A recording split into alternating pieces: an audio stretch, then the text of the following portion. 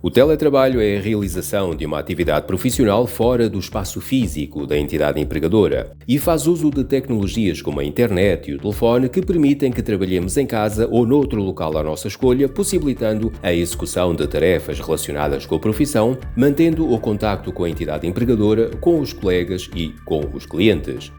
Na prática, isto significa que não precisamos de nos deslocar diariamente para o local de emprego, podendo executar as mesmas tarefas profissionais a partir de casa. Apesar do conceito de teletrabalho como o conhecemos atualmente ter algumas décadas de existência, foi durante a pandemia de 2020 que se tornou um sistema preponderante um pouco por todo o mundo. E podemos dizer que o impacto positivo que o teletrabalho tem no meio ambiente é significativo.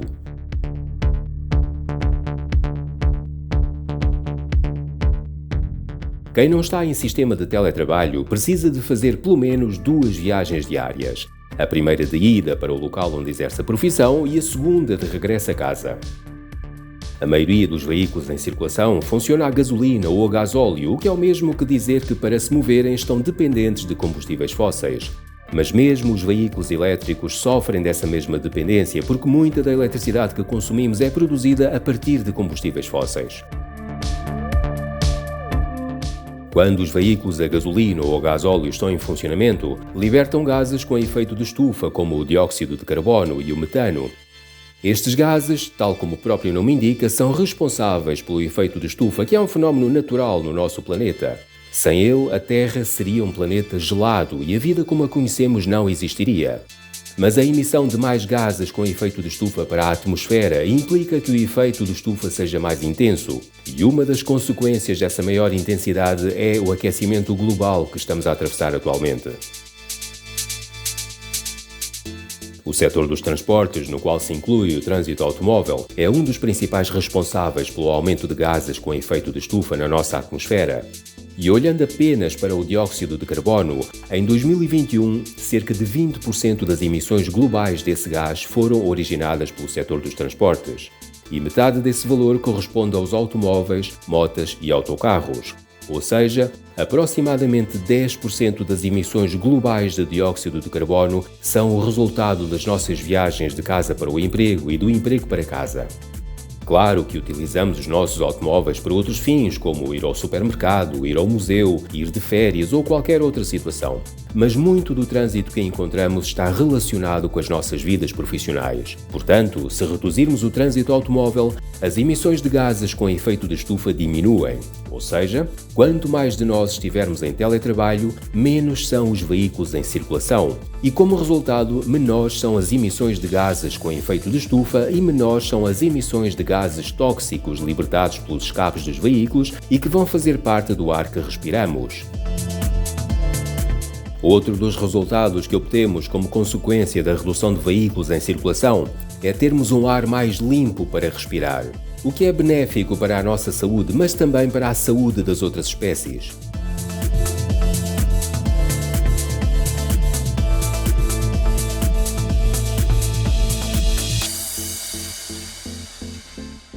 Outra consequência benéfica da redução do trânsito automóvel, como consequência do teletrabalho, é reduzir a dependência que temos dos combustíveis fósseis, porque passamos a percorrer muito menos quilómetros com o nosso carro.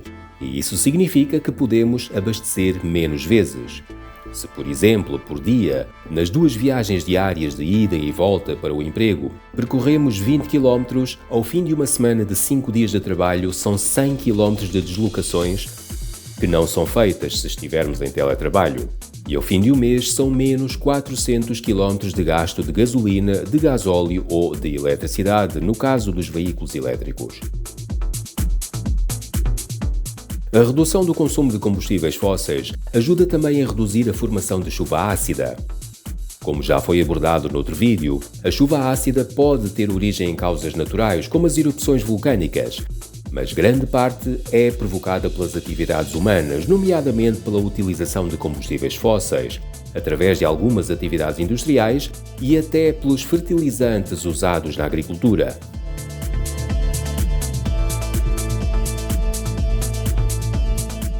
Os engarrafamentos e o trânsito em hora de ponta são provocados pela grande quantidade de veículos em circulação. Se não tivermos necessidade de estar presencialmente no emprego, então também o trânsito será imensamente facilitado porque haverá muito menos veículos em circulação. E menos trânsito significa menos barulho. Grande parte da poluição sonora citadina é originada pelo trânsito automóvel, portanto, outra consequência benéfica que obtemos a partir da redução do trânsito é a diminuição da poluição sonora. E como já abordámos noutro vídeo, a poluição sonora afeta a saúde não apenas dos seres humanos, mas também a saúde e até as condições de vida de outras espécies. Nós não estamos sozinhos no planeta. Nós partilhamos a Terra com milhões de espécies de aves, de anfíbios, de insetos, de mamíferos, de plantas, de répteis e por aí fora. A forma como lidamos com a natureza, os nossos estilos de vida e o modo como interagimos com as coisas têm consequências que vão muito além de cada um de nós enquanto indivíduos e enquanto espécie. As consequências dos nossos estilos de vida refletem-se por todo o planeta e atingem as outras espécies. Os nossos estilos de vida agressivos, destrutivos e de sobre-exploração são a causa da extinção de muitas espécies. Nós estamos a destruir a biodiversidade e não podemos continuar a agir como se nada fosse.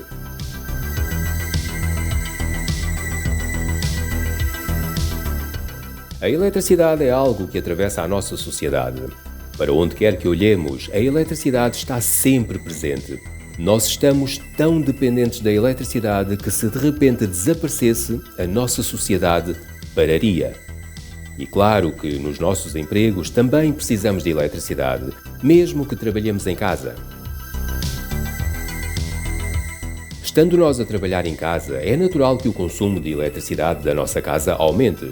Mas a grande questão ambiental aqui não é o consumo de eletricidade em si, mas sim a forma de produzir a eletricidade que consumimos.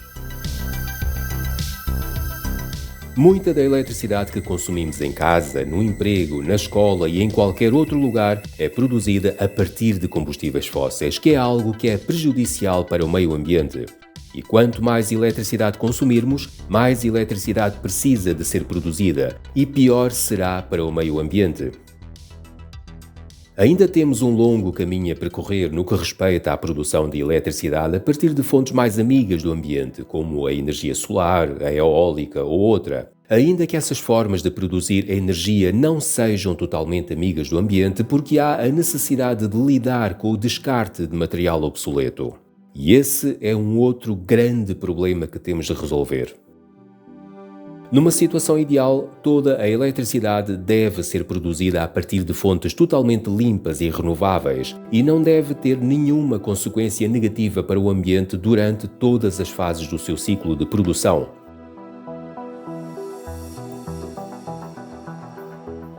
O teletrabalho tem benefícios óbvios para o meio ambiente, mas também é benéfico para nós.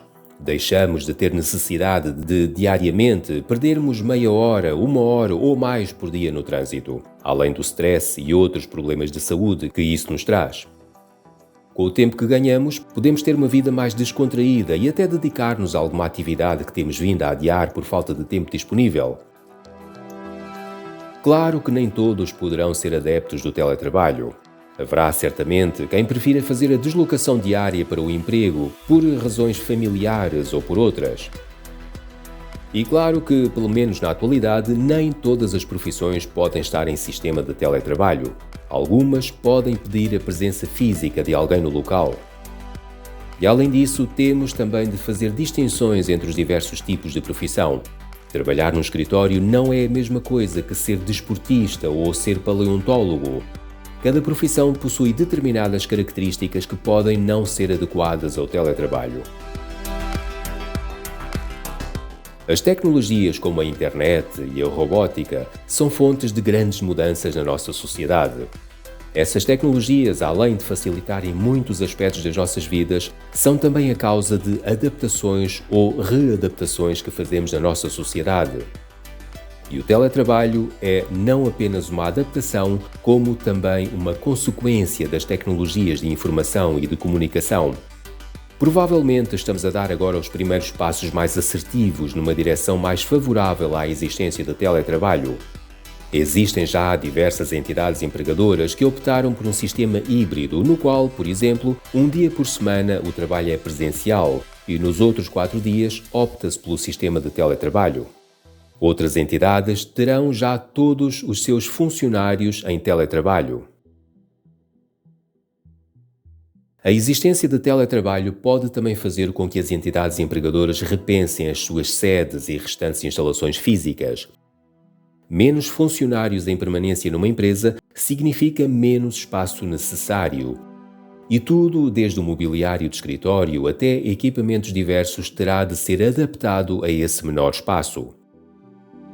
O mobiliário, seja em madeira, em plástico ou noutro material, precisa de ser produzido. A madeira vem de árvores que foram abatidas e o plástico é produzido a partir do petróleo, que é um combustível fóssil.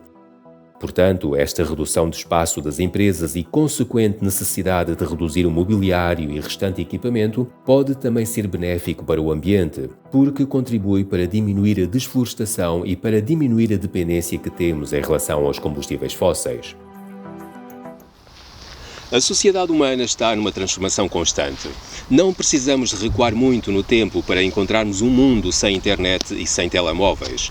E nesse mundo sem internet e sem telemóveis as nossas vidas eram diferentes. Não havia redes sociais, não havia correio eletrónico e nós estávamos adaptados a essa vida. A sociedade humana adapta-se aos diferentes contextos que vai atravessando.